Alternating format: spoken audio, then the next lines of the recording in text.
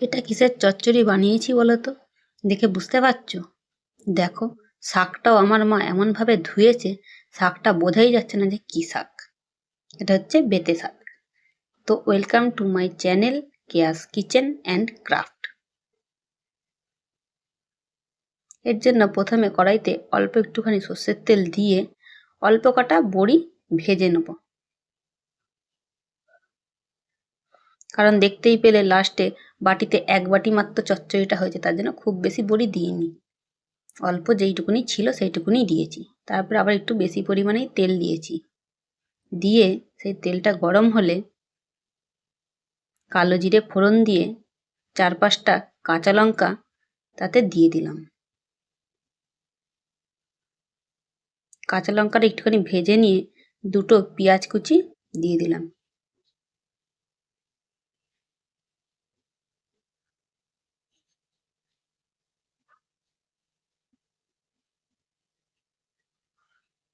পেঁয়াজ কুচিটা হালকা ভাজা হয়ে গেলে অল্প করে সবজি কেটে রেখেছিলাম। কি কি দিয়েছি বলো তো? সিম, আলু, বেগুন, আর কিছু দিইনি। সেটাকে এবার ভাজতে শুরু করলাম মিডিয়াম ফ্লেমে। ভাজতে ভাজতে একটুখানি হলুদ আর পরিমাণ মতো নুন দিয়ে দিলাম, যাতে তাড়াতাড়ি মজে যায়।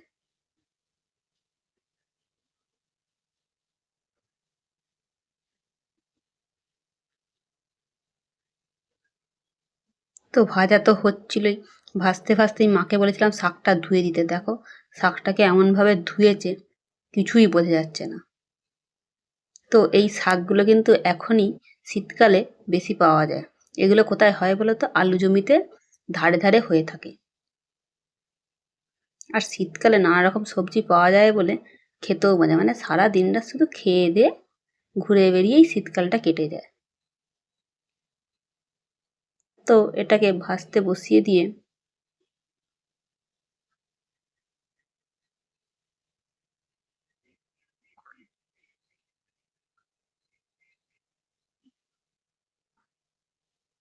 নাড়তে নাড়তেই দেখো শাকটা মজে গেছে। কিন্তু যেহেতু আলু দিয়েছি, আলুটা তো সিদ্ধ হতে একটু টাইম নেবেই।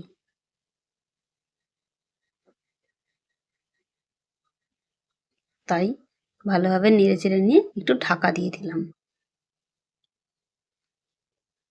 তারপর 5-7 মিনিট পর ঢাকনা সরাতে দেখো ভিতর থেকে জল বেরোচ্ছে।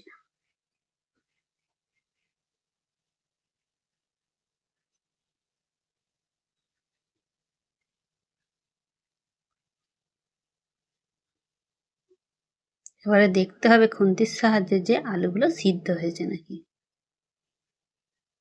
দেখো মোটামুটি মনে তো হচ্ছে সিদ্ধ হয়েই গেছে।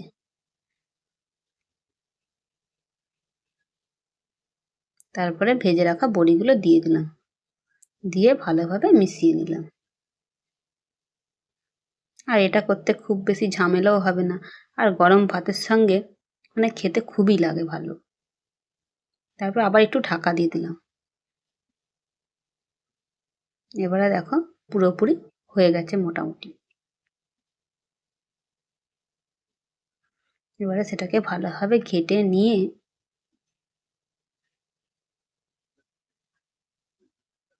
তুললেই রেডি হয়ে যাবে। তার আগে একটুখানি সামান্য চিনি দিয়ে দিলাম।